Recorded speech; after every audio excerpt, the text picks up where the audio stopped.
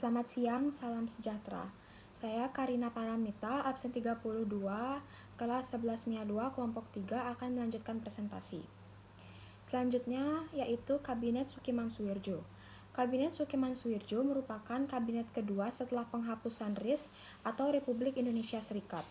Kabinet ini bertugas pada masa bakti 27 April 1951 hingga 3 April 1952. Kabinet ini merupakan kabinet koalisi antara Masyumi dan PNI.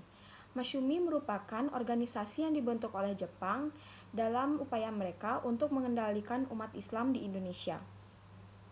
Tujuan partai ini adalah untuk menegakkan kedaulatan negara dan agama Islam. Selanjutnya yaitu tugas dan tujuan dari Kabinet Sukiman Suwirjo. Yang pertama, menjalankan tindakan yang tegas sebagai negara hukum untuk menjamin keamanan dan ketentraman, serta menyempurnakan organisasi alat-alat kekuasaan negara. Yang kedua, membuat dan melaksanakan rencana kemakmuran nasional dalam jangka pendek untuk meningkatkan kehidupan sosial dan perekonomian rakyat, serta memperbarui hukum agraria sesuai kepentingan petani. 3. Mempercepat usaha penempatan mantan pejuang dalam lapangan pembangunan. 3. Mempercepat dan menyelesaikan persiapan pemilihan umum untuk membentuk Dewan Konstituante dan menyelenggarakan pemilihan umum dalam waktu yang singkat, serta mempercepat terlaksananya otonomi daerah. 5. Menyiapkan undang-undang tentang pengakuan serikat buruh, perjanjian kerjasama, penetapan upah minimum, dan penyelesaian pertikaian perburuhan. Selanjutnya yang keenam yaitu menjalankan politik luar negeri yang bebas dan aktif, dan yang terakhir memasukkan Irian Barat ke dalam wilayah Republik Indonesia dengan waktu yang sesingkat-singkatnya. Selanjutnya yaitu kelebihan dari Kabinet Sukiman Suwirjo. Yang pertama, memerhatikan usaha memajukan perusahaan kecil. 2. Memerhatikan kaum buruh. 3. Memperluas pendidikannya dengan mendirikan berbagai sekolah dan berbagai macam tingkatnya. 4. Melanjutkan program kerja Kabinet Natsir. 5. Menjalankan politik luar negeri yang bebas dan aktif. 6. Memasukkan Irian Barat ke dalam wilayah Indonesia.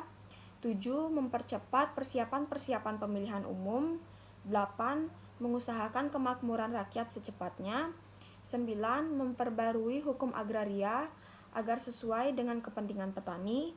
Dan yang terakhir, menjalankan tindakan yang tegas dalam penerapan aturan hukum untuk menjamin keamanan dan ketentraman.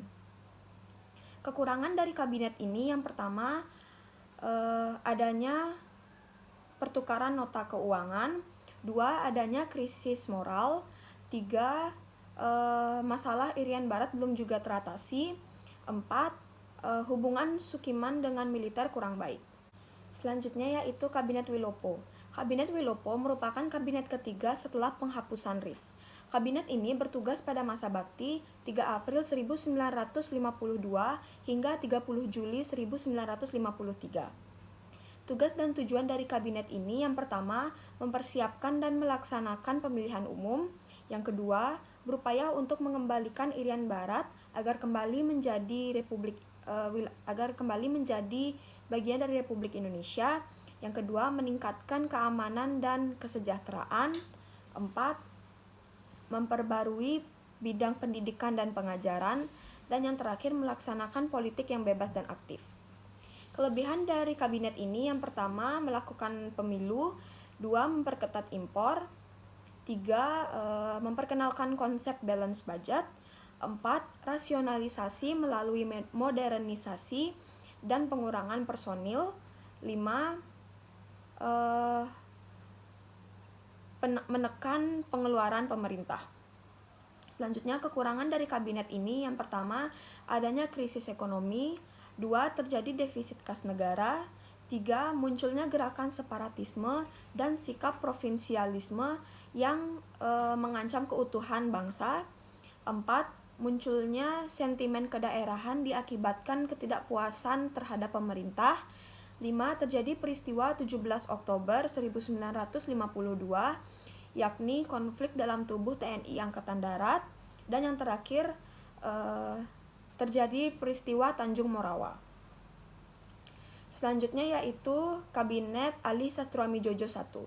Kabinet ini merupakan kabinet keempat setelah penghapusan RIS. Kabinet ini bertugas pada masa bakti 31 Juli 1953 hingga 24 Juli 1955. Tugas dan tujuan dari kabinet ini yang pertama, menumpas pemberontakan Darul Islam atau Tentara Islam Indonesia di berbagai daerah. 2. Meningkatkan keamanan dan kemakmuran serta melaksanakan pemilihan umum. 3. Memperjuangkan kembalinya Irian Barat kepada Republik Indonesia. 4. Menyelenggarakan Konferensi Asia Afrika. 5. Melaksanakan politik luar negeri yang bebas aktif, serta melakukan peninjauan kembali persetujuan KMB atau Konferensi Meja Bundar. Dan yang terakhir, penyelesaian pertikaian politik. Salah satu kelebihan dari kabinet ini yaitu berhasil menyelenggarakan Konferensi Asia Afrika pada tahun 1955. Kekurangan dari kabinet ini yang pertama, kedudukan kabinet sangat bergantung pada mayoritas dukungan parlemen. 2. Kelangsungan kabinet tidak bisa ditentukan. 3. Kabinet dapat mengendalikan parlemen. Dan yang terakhir, parlemen menjadi tempat kaderisasi bagi jabatan-jabatan eksekutif. Selanjutnya, saya akan menjawab pertanyaan dari Eli, kelompok 6, yaitu tujuan Kabinet Ali Sastroamidjojo salah satunya yaitu keputusan KAA. Apa keputusan KAA? Berikut keputusan KAA atau Konferensi Asia Afrika ada 10, atau yang disebut dengan Dasar Sila Bandung. Yang pertama, menghormati hak-hak dasar manusia dan tujuan-tujuan serta asas-asas yang termuat di dalam Piagam PBB. 2. Menghormati kedaulatan dan integritas teritorial semua bangsa.